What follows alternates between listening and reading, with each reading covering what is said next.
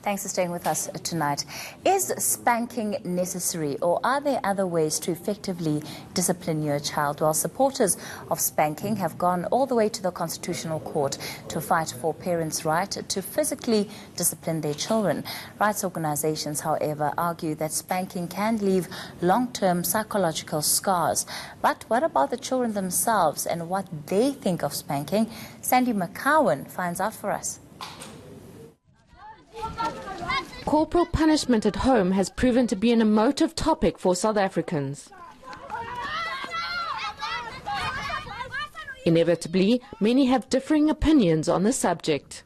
If there's something wrong that happens or someone does something to the child outside your neighborhood or your house, the child will not be able to tell you what happened. He won't be able to open up to you because he knows that you're going to beat him. So I don't think it's good. My opinion is that they need to be spanked. That's the way of disciplining them, because if you don't spank them, you're going to have a problem with them because they're going to take over. I think that you should talk to your child before you spank him. Make him understand first what you believe in. If he's wrong, you tell him first or twice. Then the third time, maybe you're going to hit him on the hand, not much. Yes, I do believe that spanking is important, but there's this ruling of the respect that kids don't have anymore for the elder people, and that yes, it worked for us in the past, and I don't think that it can have a negative effect on them as well. It's not right for me, because you have to discipline your child at home first, so that he can know the right or no right. Because if you don't discipline at home, she won't know the right or wrong. So that's what I do as a parent. He must have respect at home because he learns respect at home. I'm the mother, I'm the one who teaching respect at home. So I do think that he must get spanked. In 2000, corporal punishment was outlawed in schools, and 18 years later, opinions are still divided among school children. The things that I say that I'm doing is wrong. So they must not spank me. They must talk to me, talk like this. I think it should be allowed, because when you do not spank your children, they can become disrespectful to you and do other things. If you spank them, then they're gonna have like respect for you and for other people. They should be talking to me about what I'm doing is right or wrong. Before they smack me. Before they smack me. I think parents should be allowed to spank the kids, because they will become naughty if the mother don't spank the kid, and they would just disrespect their parents at all times and do stuff behind their backs. No, they must first ask what I'm doing, if it's wrong or right, before they smack me, because the thing that they are doing to smack me is wrong.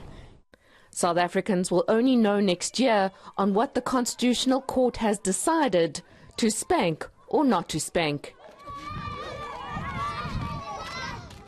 Sandy McCowan, Port Elizabeth. And just as you've seen there, it's certainly a subject that divides many parents across the divide, what the right way to discipline children is. Well, in studio with us tonight, we have Bafana Khumalo of the Sonke Gender Justice Network, who believes in alternate parenting methods. And also joining me now is Linda Yates, and she's with the African Christian Democratic Party. And of course, the party has advocated for parents to be given the right to spank their children. Thank you so much both for your time this evening. And I would really like us to have a conversation here, perhaps beyond the technicalities of what has been submitted in front of the court, but to have a conversation that can move us forward in terms of how do we equip parents on the best possible means of disciplining their children without necessarily getting bogged down in what's wrong and what's right. Because at the end of the day, the aim, I think, for most parents is just how do we instill a sense of discipline. Some organizations, Linda, have taken the view, and we've had some of them on ENCA throughout the week, that when you spank a child, in fact, it's a more punitive form of punishment than, in fact, teaching them discipline. What's your view on that? The correct way to discipline a child is to use many methods. There is a space for spanking. It shouldn't be taken out of that toolbox, but you need that whole toolbox. You need to praise the child when he's doing right. You need to correct him. You need to lay down the law. If the child backchats and questions your authority, you need to deal with that. You don't always spank a child for the sake of spanking a child, and you don't spank the child every time that child does something wrong. You use it as a last resort. And the most important thing is to get to know that child. So you will learn what that child responds to. There's certain children who would much rather be spanked than to be screamed at. To be screamed at for half an hour, they just can't cope. And you find in some schools sometimes, because teachers are not supposed to use corporal correction, they end up humiliating children in front of the class, and that is very, very damaging. I think there's definitely a place for spanking. There are other methods as well of disciplining a child. Reward the child, encourage him to do better, lay down those laws, be consistent. If the child backchats, you don't immediately spank him. You can demand an apology, and that can be very effective. And of course, part of the argument that has been made there, especially against spanking, has been around the context that South Africa exists as a highly violent country where we see high levels of violence. From the point of your organization, Sonke Gender Justice, Reverend Khumalo, how do you see the link between spanking as children to then contributing to perpetuating the cycles of violence that exist within our society, if indeed you believe there's a link at all? I think the research is overwhelming, Kathy, that children who go through what my colleague calls corrective punishment, it has negative impact long term. I mean, the example she was making, if a child backchats, you talk to them, and as she argues, you may then reach a stage where you need to possibly spank the child. Now, assuming the child does not stop, what do you do? And that's the problem with the argument, because it means you need to continue the dose. And where is the line then between abuse and punishment and discipline? We believe that there are alternative ways of managing discipline with children, and that does not have to include punishment. And in instances, the research is overwhelming where children are actually engaged, taken through to understand, and I think I agree with some of the things that she was suggesting. Those things have much more better outcome in terms of how this child is going to grow long term. In South Africa, as you know, Kathy, we have high levels of violence. And in the area of the work that we do, most of the people that we talk to, we go to prisons, talk to men that are imprisoned. Many of them will point out, I have been punished throughout my life, and I've always accepted that punishment is part of how you resolve conflict. Now, we don't think in a country where we have these kinds of high levels of violence, punishment of children in that manner should be permissible. Linda, you speak about a toolbox that parents should have, and one of the key things is the fact that on some level discipline is very subjective to the parents who have to teach children or who have to mete it out to children. So in terms of what is contained within this toolbox and the fact that there is no streamlined way from each parent or guardian in terms of what discipline actually is, how then do you think that can be bettered? Because from what you're saying, spanking should be the last resort, but then what else should come before it? First of all, you need to lay down the laws, the rules. What are the rules in your house? Don't hit your sister. Don't play with the fire. Don't run into the road, things like that. And personally, I believe those rules should be very basic. You don't have to get too technical about stuff. The important thing is that the child understands that a rule is the rule, is a rule, and respects those rules and respects the authority of the parents. learns that I'm not the only person in the world. There are other people out there. I have to think of other people as well.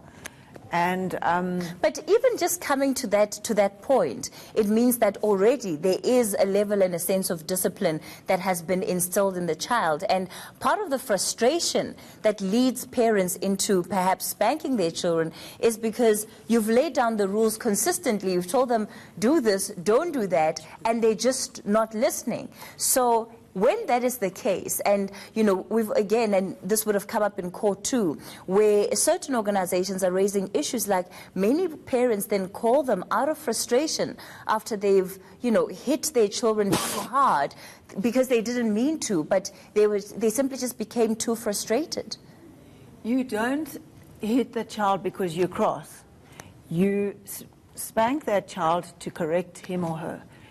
You're helping him. But how do you measure that? There are some. What is an appropriate way of spanking, and is there a definition around what is or what you would want to see allowed? I think that's a difficult one. It's like how long is a piece of string, but I think most people would. If the child has bruises, if the child's been badly hurt, if you spanking a child too much, you need to assess what you're doing and what's going on. But of course, the issue then becomes, Reverend Kumalo, what is too much? Because some parents will beat their children to a pulp and not think that it was too much. Yeah. That's the point I'm making, Kathy, that you start obviously with that spank, which is meant to be corrective. And our question is obviously what happens when the child doesn't respond? Then you increase the dose, which is invariably what happens. Mm-hmm. Now, what is in the best interest of the child in this instance? I think we need to understand that in terms of child development, children are adventurous. Children are exploratory. Children are wanting to learn. They always want to go out there and discover things. The challenge that we have, I think, is that we don't have adequate skills as parents on how do we manage our children. If they behave in a particular way, what is it that you can do as an intervention? Now, we've got programs, for instance, in one of the organizations that we're working with, Peace Studies, based in Cape Town, who have done excellent work in communities where those things that people normally say go out and be in your room don't apply. But they are using innovative methods to say to parents, how do you manage your children in a manner that it helps the children to learn from these experiences. The tragedy, Kathy, is if you can spank your child and it may correct them for that moment for them not to do something, but it doesn't mean 15 minutes later they will not do something else. Therefore, the corrective measure is only temporary. And what are the outcomes of it? We see children in early child playgrounds doing the same thing to other children, which means they are learning this I'm going to kind of have behavior. to interject, and I'll give you an opportunity to complete your thought in a moment. But we have Sizwe from Alexandra who joins us on the line. Sizwe, good evening. What are your thoughts on the matter? Should parents be allowed to spank their children or not? My take on this, I think children should be beaten up when they do something wrong. Because I think it's a matter of instilling that thing that when you do something, there are consequences that's going to come along. And also, I think screaming as well is another way of intimidating that can be useful. If you don't do that, if there's no fear, there's nothing that can stop you to do something wrong. Sizwe, did I hear you correctly? Did you say, so you advocate for spanking and for screaming? Yes, of course, because it comes as a way of, like, if you do that in front of others, it becomes a lesson that should I do this, that in the head school chance would be embarrassed in front of my kids. And those are the least they want to see happening at them. All right. Thanks for giving us your input. So Sizwe there on the line from Alexandra says he believes that spanking and screaming to your children as a form of embarrassing them in front of people are the appropriate ways of dealing with how to discipline your children. I don't know who wants to take that one first. Well, I think that's unfortunately part of our legacy, Kathy, that we have grown in a country where violence as a means of resolving conflict has been almost permissible throughout the system. And no wonder we have such high levels of violence in South Africa. You know, I mean, if Sizwe thinks there's nothing wrong to scream at a child and embarrass a child, I don't see how that actually helps the child. But is that not a reflection of perhaps how adults also sometimes engage with each other and how they resolve conflict between and amongst each other? Yeah, that's precisely the point. You know, I often hear people say, no, you spank the child out of love. And that frightens me, Kathy, because we hear men who abuse their partners and use this very same argument. No, I spanked her, you know, because I love her so much. Bash your woman and then bring flowers on Monday. It's the same kind of principle. Now, we are arguing that there is no justification for the use of violence in any form. And to even put it nicely and say it is actually punishment, it can only fit in an environment where those who've got power and might express it over those who are weak. And I don't think that's the kind of society we want. We want a society where, like, we managed to solve the difficult challenges that South Africa was facing, apartheid, where there was fires, there were bombs, there were everything. But how was it resolved in the final analysis? People sat around the table, people talked, people found each other. And we think we can learn from that. And even with our children, if we are able to communicate with them, talk to them, show them the way, children do learn. Linda, what's your response to what Reverend Khumalo is saying? Yes, I hear what Modise is saying. The most important thing, I've got 2 children, they're grown up now, and I spend many years, many hours, weeks and days just with them because I was at home with my children from when they were babies. My husband did a lot of traveling, so I spend many hours with children. And so my children were quite naughty, quite strong-willed, and I had to keep them apart sometimes because, of course, they were fighting. The younger one's a girl. She used to try to bite her brother. That was quite a challenge. She was 3 years old. Nobody taught her to do this. I promise you, I never modeled this behavior. She would run after him, ready to bite him.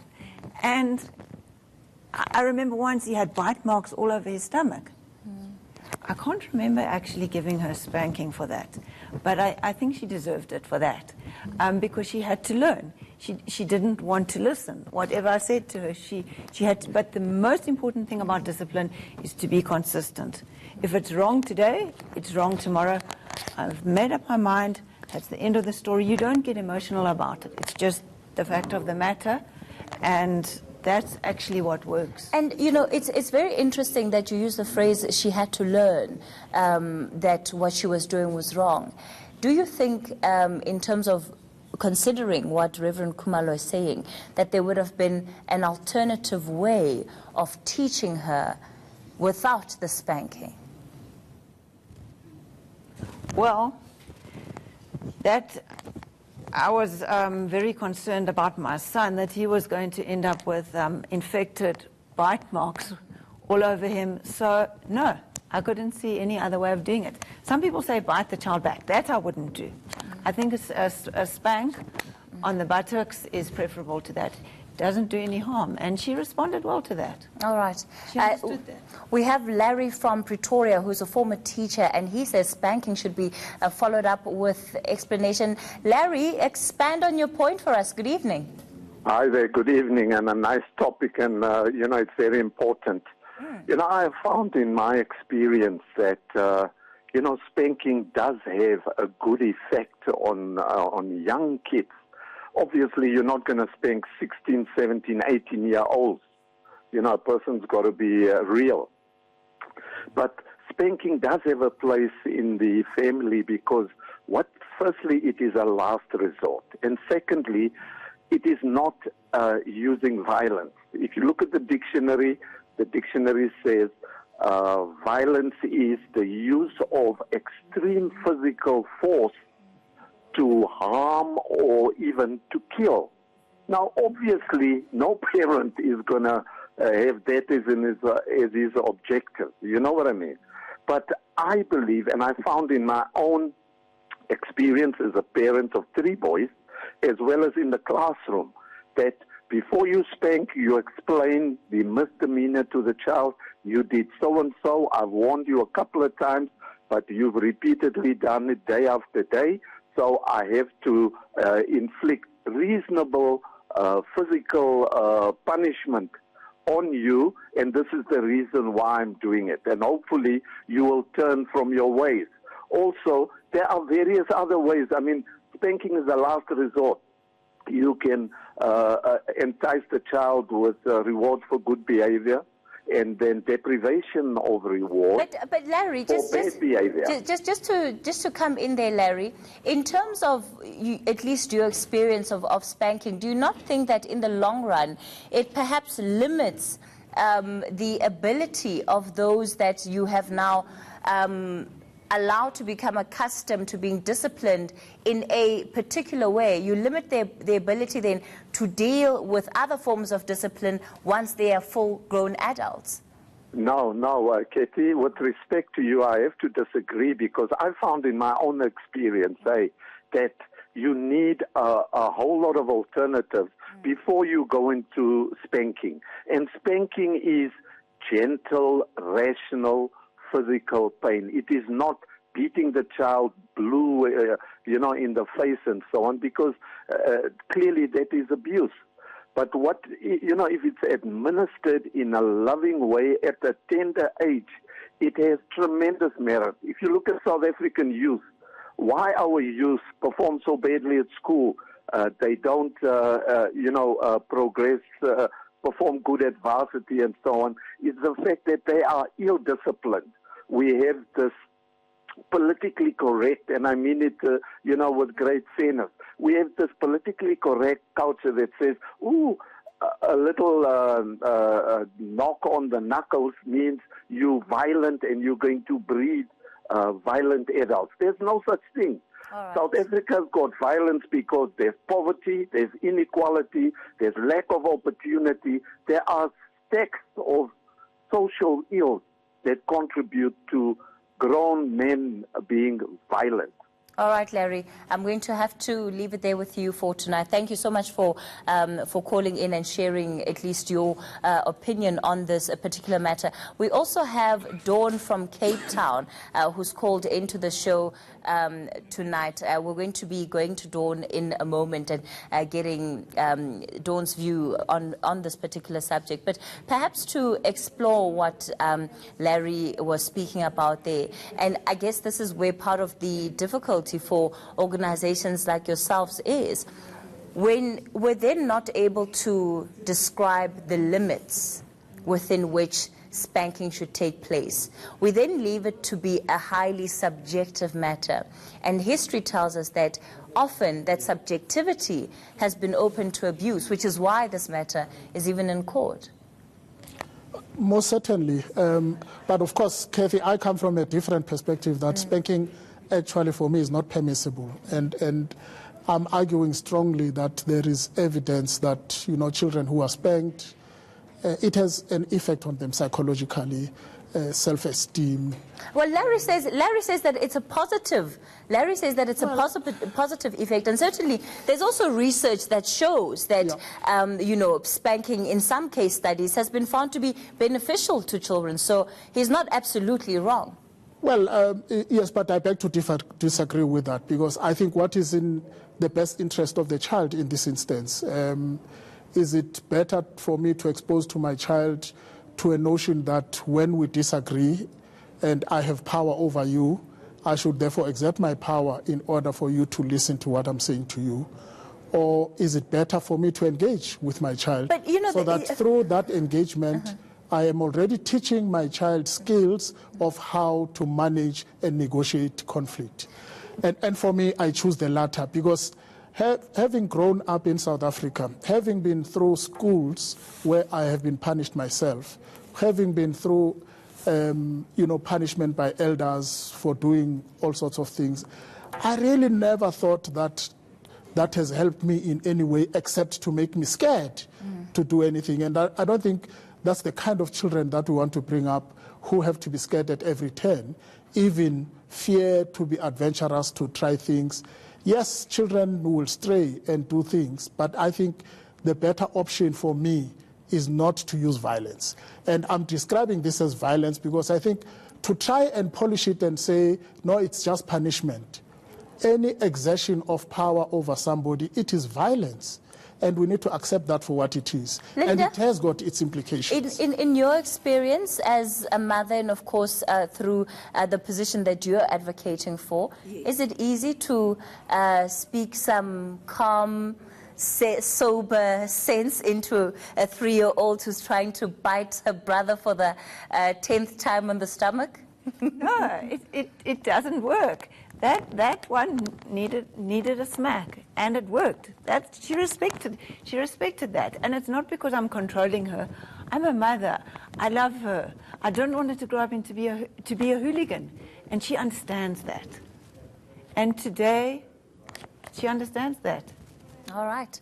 We're going to have to leave it here for tonight. Just before I let you guys go, where can parents go in order to find practical tips that can help them with disciplining their children? Linda, you said it was a toolbox, a combination of which had to be used. So far, you've spoken extensively about one, which is spanking. I still don't know what the alternatives are, what the rest of the tools in the toolbox are, but where can people go if they need to find this information? Because it's such an important issue. You speak to the child, you understand. No, I meant in terms of a website or an organization that might be able to assist parents with that kind of information. I loved James Dobson. When my kids were growing up, I read James Dobson a lot. I had those books.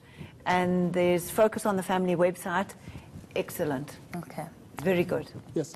I mean, we have social workers within the social development services who have excellent skills because they've been trained to deal with these situations. We have FAMSA, which is an organization that works with families. We have the Peace Center, which I've referred to. Unfortunately, it's based in Cape Town. And I'm sure there are many other entities out there. The challenge, Kathy, of course, is that these are entities that are run by civil society on the main, struggling to have resources with excellent tools, but how to escalate that to all the parents that need that service. And I think that's the challenge that we need government to come to the party so that we don't get people like Linda saying the only way to resolve this challenge is by spanking my daughter. Can I call on somebody who can help me in that tight situation so that I develop skills that can deal with a 3-year-old, which I think it's possible. And certainly the biggest issue is the fact that even between the two of you, there isn't a central point of information that is accessible to parents that they would be able to just go to without any cost that can help them empower themselves. And certainly that would be something worth looking into. Thank you so much for joining us tonight. Well, still ahead on this show, protests. The more we have them, the less we seem to care. Well, at least that's the perception that has been created. We'll talk about that after the short break.